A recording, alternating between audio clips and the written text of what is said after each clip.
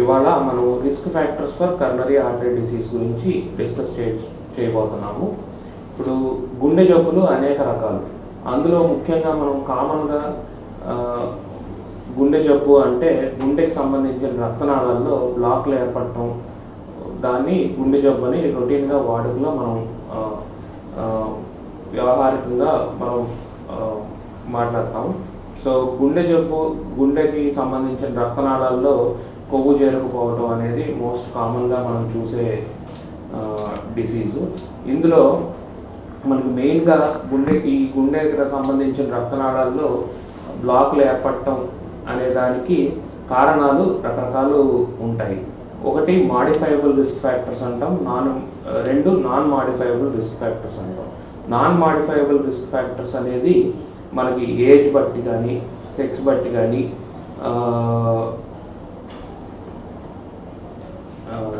Family history అంటే జన్యుపరంగా family ద్వారా సంక్రమించే కారణాల వల్ల చేత కానీ, ఇవి అన్నీ non modifiable risk factors. Age అనగా యూజువల్గా వయసు పెరిగే కొద్దీ ఈ రిస్క్ ఫ్యాక్టర్ అంటే గుండె సంబంధించిన రక్తనాళాల్లో కొవ్వు చేరుకుపోవడం అనేది ఆ రిస్క్ పెరుగుతూ ఉంటుంది. సాధారణంగా 40 సంవత్సరాలు దాటిన వయసు తర్వాత మనకి ఈ రిస్క్ అనేది రక్తనాళాల్లో కొవ్వు చేరుకుపోవడం, గుండెపోటు రావడం అనే రిస్క్ పెరుగుతూ ఉంటుంది. ఇది non modifiable risk factor. Next sex అనగా ఫీమేల్స్, ఆడవాళ్ళల్లో యుక్త వయసులో గుండెపోటు రావటం అనేది రిస్క్ చాలా తక్కువగా ఉంటుంది.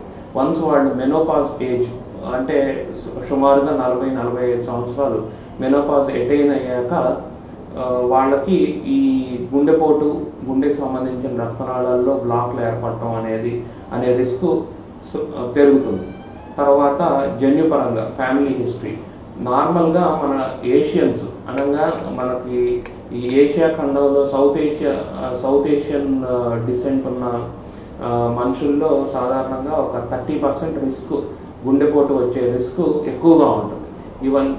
ఇంకా మీకు ఫ్యామిలీలో ఎవరికైనా గుండెపోటు కానీ, ఫ్యామిలీలో ఎవరికైనా బ్రెయిన్ స్ట్రోక్ కానీ, ఫ్యామిలీలో షుగర్ కానీ, బీపీ కానీ ఇవన్నీ ఉన్నప్పుడు మీకు కూడా గుండెపోటు, గుండెకు సంబంధించిన రక్తనాళాల్లో బ్లాక్లు ఏర్పడే రిస్క్ ఎక్కువగా ఉంటుంది.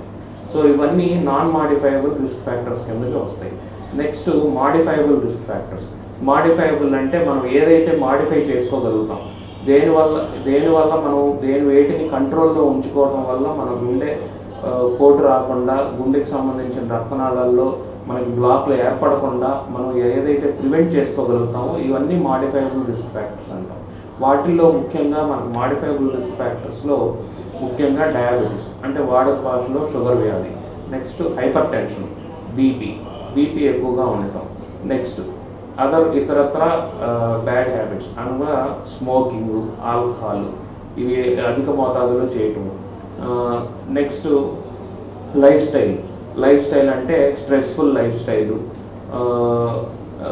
నెక్స్ట్ ఫుడ్ హ్యాబిట్స్, అనవసరమైన జంక్ ఫుడ్, ఆయిల్ ఫుడ్ ఇవన్నీ తీసుకోవటం, ఇవన్నీ నెక్స్ట్ స్ట్రెస్ అనేది కూడా ఇప్పుడు రీసెంట్గా స్ట్రెస్ మూలాన కూడా గుండెపోటు కానీ, గుండెకి సంబంధించిన రక్తనాళాల్లో బ్లాక్లు ఏర్పడటం కానీ జరగచ్చు. ఇవన్నీ మాడిఫైయబుల్ రిస్క్ ఫ్యాక్టర్స్ కిందకి వస్తాయి. సో ఈ మాడిఫైయబుల్ రిస్క్ ఫ్యాక్టర్స్లో ముఖ్యంగా అతి ఇంపార్టెంట్, గుండెపోటు రాకుండా మనం అతి ముఖ్యమైన జాగ్రత్త తీసుకోవాల్సింది షుగర్ వ్యాధి ఉన్నవాళ్ళు షుగర్ని అదుపులో పెట్టుకోవడం. షుగర్ వ్యాధి ఉన్నప్పుడు ఏమిటంటే ఈ రక్తనాళాల్లో కొవ్వు చేరుకునే శాతం చాలా ఎక్కువగా ఉంటుంది. ఈ హైపర్ కొలెస్ట్రాలీమియా అంటాం. ఈ హైపర్ కొలెస్ట్రాలీమియా, హైపర్ లిపిడీమియా అనేది షుగర్ ఉన్న వాళ్ళల్లో చాలా అధికంగా ఉంటుంది. సో షుగర్ వ్యాధి ఉన్నవాళ్ళు తరచూ వాళ్ళ సంబంధించిన డాక్టర్ని కలిసి ఎప్పటికప్పుడు వారి షుగర్ లెవెల్స్ చెక్ చేయించుకుని షుగర్ని కంట్రోల్లో ఉంచుకోవటం అతి ముఖ్యమైన life style modification. Next second BP అనేది కూడా బీపీ అధికంగా ఉండటం వలన మీకు గుండెపోటుతో పాటు బ్రెయిన్ స్ట్రోక్ కూడా వచ్చే అవకాశం ఉంటుంది. సో ఈ బ్రెయిన్ స్ట్రోక్ కానీ, గుండెపోటు కానీ రాకుండా ఉండటానికి బీపీ ఎప్పటికప్పుడు జనరల్ ఫిజిషియన్ దగ్గర కానీ, కార్డియాలజిస్ట్ దగ్గర కానీ చూపించుకుని బీపీ మీకు 130 నుంచి 130/80 కంటే తక్కువ ఉండేలాగా బీపీ కంట్రోల్ ఉండేలాగా చూసుకోవాలి. ఇంకొకటి ఉప్పు, డైలీ మీరు తీసుకునే సాల్ట్ అనేది 5 గ్రాముల కంటే తక్కువగా తీసుకుంటే మీకు చాలా వరకు బీపీ కంట్రోల్ అయ్యే అవకాశం ఉంటుంది. ఇంకొకటి మీరు ఫ్రెష్ ఫ్రూట్స్ అనేది 8 to 10 సర్వింగ్స్ మీరు రోజు తీసుకుంటే కనుక మీ బ్లడ్ వాటిల్లో ఉండే యాంటీ ఆక్సిడెంట్స్ మూలాన మీకు బ్లడ్ ప్రెషర్ అనేది తగ్గే అవకాశం ఉంటుంది. ఇంకా డ్రై ఫ్రూట్స్ కూడా హ్యాండ్ ఫుల్ ఆఫ్ నట్స్ మీరు రోజు మీ ఆహారంలో ఇంక్లూడ్ చేసుకున్నట్లయితే మీకు ఈ బ్లడ్ ప్రెషర్ అనేది కంట్రోల్ అయ్యే అవకాశం ఉంటుంది. నెక్స్ట్ అదర్ స్మోకింగ్ అనేది చాలా మేజర్ రిస్క్ ఫ్యాక్టర్ అండి గుండె జబ్బు రావడానికి. సో స్మోకింగ్ అనేది పూర్తిగా ఆపేయటం మానుకోవాలి పూర్తిగా. నెక్స్ట్ ఆల్కహాల్ కూడా అధిక శాతంలో తీసుకున్న వాళ్ళకి గుండెపోటు అది వచ్చే అవకాశం ఎక్కువగా ఉంటుంది.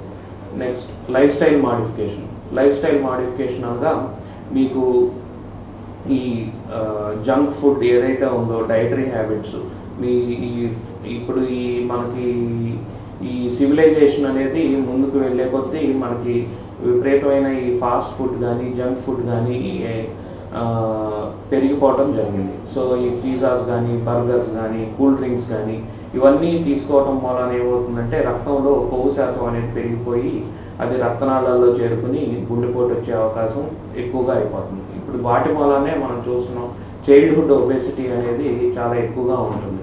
సో మనం ఈ ఆహార అలవాట్లు కానివ్వండి వీటిని కానివ్వండి మనం చైల్డ్హుడ్లోనే మనం అరికట్టగలిగితే ఫ్యూచర్లో గుండెపోటు లేని సమాజాన్ని మనం తయారు చేసుకునే అవకాశం ఉంటుంది. Next exercise. ఇప్పుడు ఉన్న అందరూ ఉన్న బిజీ షెడ్యూల్ వలన ఎక్సర్సైజ్ అనేది పూర్తిగా నెగ్లెక్ట్ చేస్తున్నాము.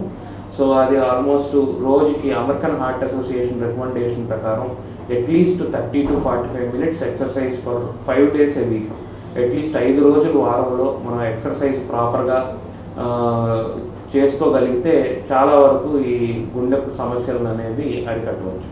నెక్స్ట్ అదర్ స్ట్రెస్ అనేది ఇప్పుడు ఉన్న జీవన శైలిలో స్ట్రెస్ అనేది అన్అవాయిడబుల్గా తయారైంది.